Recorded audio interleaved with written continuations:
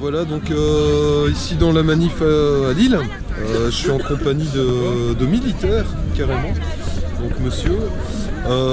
Voilà, je voulais vous demander en fait qu'est-ce qui vous a fait venir en fait du côté des Gilets jaunes, parce qu'il y a beaucoup de gens qui nous expliquent qu'il y a un devoir de réserve, que vous pouvez pas... Alors la première chose c'est que nous on a fini notre armée, déjà de une, on n'est que réservistes. Nous on est là pour passer un message comme quoi on veut éviter une guerre civile.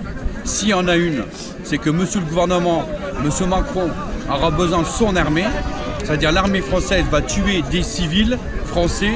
Alors nous on n'est pas d'accord. Nous une armée elle a été faite pour défendre son pays, défendre son peuple, pas pour une guerre civile. Voilà, c'est pour ça c'est le message qu'on veut passer.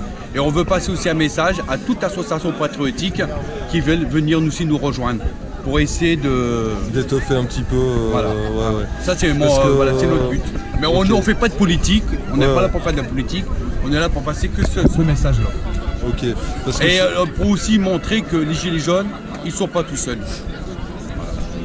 Ok, mais ça c'est un message qui fait du bien parce que... on est là souvent, hein. Et là, il y a aussi Paris aussi, ils sont là aussi. Ah ouais. On a les casques bleus, on a aussi même un ancien retraité de la gendarmerie aussi qui est avec nous aussi. Ouais. Ah non, mais ça malheureusement, on ne montre pas ça à la télévision. Les médias ils en parlent pas. Donc évidemment, ils sont forts, hein. Voilà. Et vous parliez... Arrêtez tous ces enveloppes là, que les mecs ils savent même pas ce qu'ils font avec. Les ministres et compagnie, les députés, ils ont des enveloppes, on ne doit pas déclarer. Moi je suis artisan, si je vais au restaurant, je dois mettre un ticket et dire avec qui j'étais. Eux non, tout ça c'est terminé. Donc vous êtes aussi pour le RIC en fait, histoire de pouvoir contrôler un petit peu ce qu'ils font. 100%. On est surtout pour le peuple. Vous êtes pour le peuple. Et donc si on est là, le peuple a le droit de parole. Voilà, il a le droit de parler, il a le droit de dire ce qu'il veut revendiquer, sans subir des violences policières.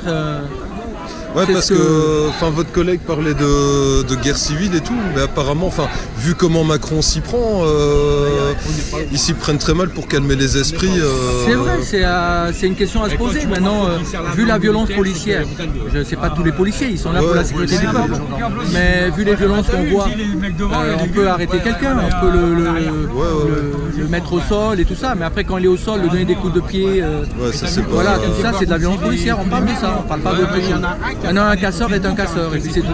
C'est clair que, je dirais, il y a du côté des Gilets jaunes, il y a une petite minorité aussi, tout comme du côté des flics. Et c'est toujours cette publicité-là qu'on fait, on montre les... On va montrer les mauvais, on va pas montrer les 90% des bons. Alors qu'on est tous là pour nos droits. Voilà, on est là pour rien d'autre, on est là pour nos droits. Ok, écoutez, je vous remercie beaucoup pour votre témoignage. Et merci de votre présence.